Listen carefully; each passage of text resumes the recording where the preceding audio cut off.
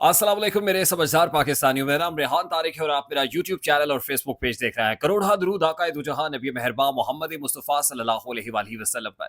इस दुआ और इस उम्मीद के साथ इस व्लॉग का आगाज करते हैं कि अल्लाह रब्बुल इज्जत इस मुल्क के फैसला साजों के दिलों में समझदार पाकिस्तानियों के लिए नरमी पैदा कर दे। गुज़श्ता रोज DGISPR की प्रेस कॉन्फ्रेंस और आज बानी PTI साबिक वजीर आजम इमरान खान का अदालत से या अडियाला जेल से जहां अदालत लगी हुई है एक सख्त रद्दमल सामने आ गया DGISPR की प्रेस कॉन्फ्रेंस में और chief of the army staff general Asim Munir को बराह रास्त पैगाम भी भिजवा दिया गया है।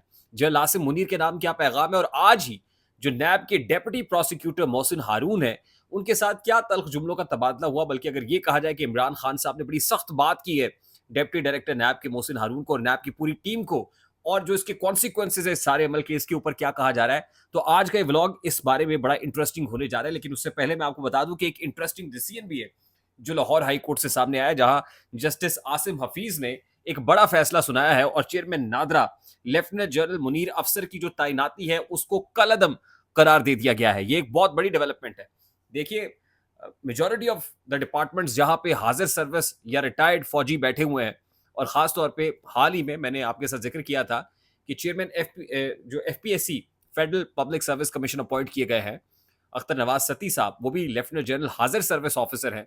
जो पहले कोर कमांडर मुल्तान थे उनको चेयरमैन FPSC लगा दिया गया है। और चेयरमैन नादरा कौन था? वो लेफ्टिनेंट जनरल मुनीर अफसर साहब थे। और मुनीर अफसर साहब की के खिलाफ जो पिटिशन अदालत में गई थी, रिपोर्टेडली जिसने पिटिशन जमा कराई, रिपोर्टेडली अब ये खबरें इस तरह की फ्लोट कर रही हैं कि जो पिटिशनर था उसको भी डराया धमकाया गया, उसको पिटिशन वापस लेने का कहा गया। लेकिन अल्टीमेटली जो फैसला आया है वो बड़ी लैंडमार्क जजमेंट है।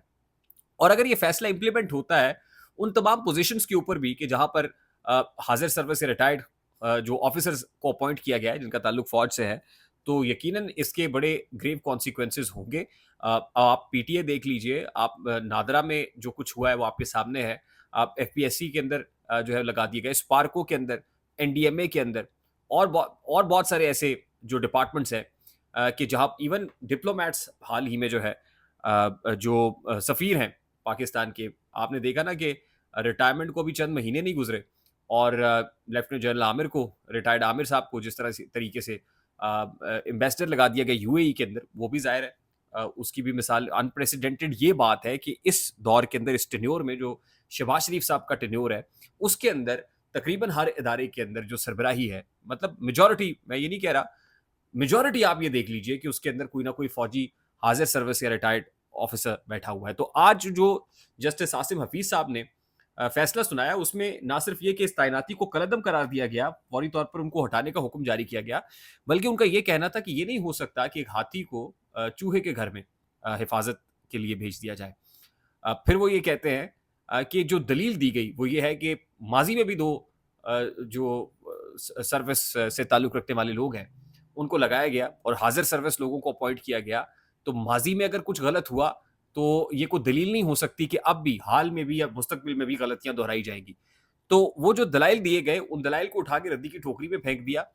और जिस तरह का स्टेटमेंट सामने आया जस्टिस साहब की तरफ से, वो बड़ा अनप्रेसिडेंटेड है। और अगर इसको टेस्ट केस बना के देखा जाए और उसको इंप्लीमेंट किया जाए, एक्स्ट्रापोलेट किया जाए जिसको टेक्निकल टर्म में कहते हैं, तो फिर तो कोई भी नहीं बचेगा और मुस्तकिल तौर पर ये रास्ता बंद किया जा सकता है। अच्छा, उसके अलावा जो फेडरल पब्लिक सर्विस कमीशन में अख्तर नवाज सती साहब की अपॉइंटमेंट है, उस हवाले से भी ये कहा जा रहा है कि जी वो ऑलरेडी काम कर चुके हैं FPSC के अंदर, उनकी टेक्निकल स्किल्स और ये सारा मामला है। जाहिर है एक चीज़ जब होती है तो फिर उसके काउंटर में या उसके दलाइल के अंदर भी बहुत सारी दूसरी चीज़ें आ जाती हैं। तो ये एक डिसीजन है। अच्छा, आज सुप्रीम कोर्ट ऑफ पाकिस्तान से जो नैब तरमीम के हवाले से जो इंट्रा कोर्ट अपीलें थी वो मंजूर की गई और अल्टीमेटली जो पाकिस्तान तहरीक इंसाफ है या इमरान खान साहब के दलाइल है उनको मुस्तरद किया गया, जिसको पाकिस्तान तहरीक इंसाफ या आज कोर्ट के बाहर शिबली फराज साहब ने बात की तो उन्होंने इसको NRO 2 या NRO+ इसको जो तहरीक इंसाफ है वो करार दे रही है कि यही वो अमेंडमेंट्स हैं जिसके जरिए से नवाज शरीफ को रिलीफ मिला है या जिसके जरिए से आसिफ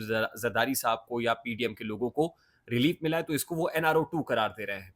और ये 5-0 का फैसला है जो अदालत से सामने आया है।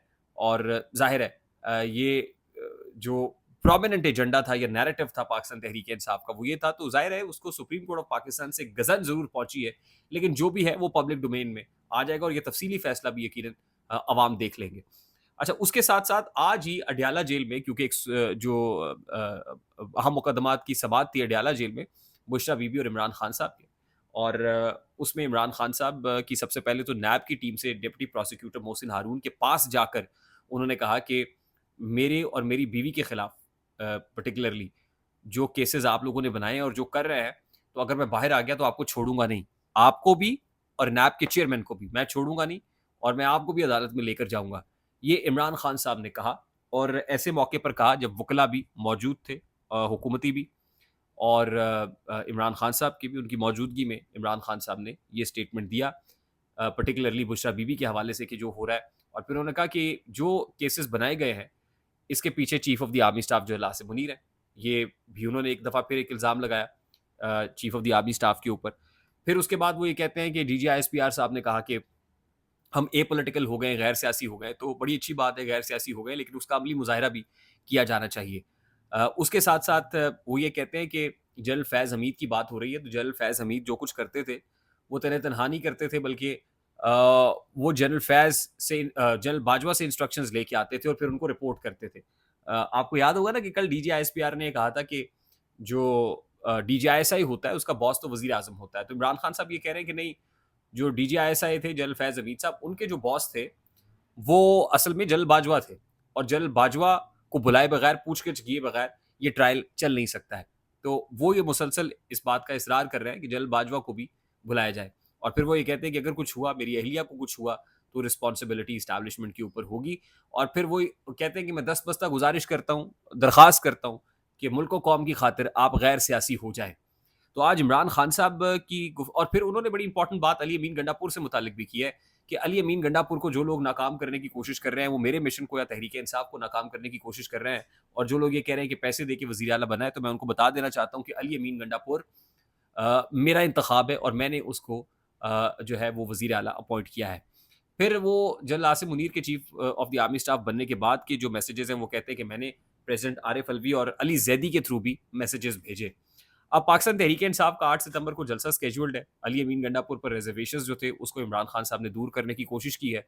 और अब देखना ये है कि लोग कैसे रिस्पॉन्ड करते हैं, और क्या प्रैक्टिकली पीटीआई की लीडरशिप भी उसके ऊपर पूरा उतरती है या नहीं उतरती। और अली अमीन गंडापुर साहब ये कहते हैं कि एस्टैब्लिशमेंट से वो कॉन्टैक्ट में, और अगर इमरान खान साहब की तायद और तौसीक हासिल है, तो इसका मतलब ये है कि इमरान खान भी ये समझते हैं और फिर कह रहे हैं कि वो एस्टैब्लिशमेंट से बातचीत के ख़्वाह हैं, और बात हो सकती है। आई होप मेरी बात आप तक पहुंची होगी। अगर पहुंचे तो वीडियो को लाइक और शेयर करना मत भूलिएगा। चैनल पे नए तो चैनल को सब्सक्राइब कर लीजिएगा। बेल आइकन ज़रूर दबाइएगा। मुझे रेहान तारिक को इजाज़त दीजिए। अपना बहुत सारा ख्याल रखिएगा। अस्सलाम वालेकुम।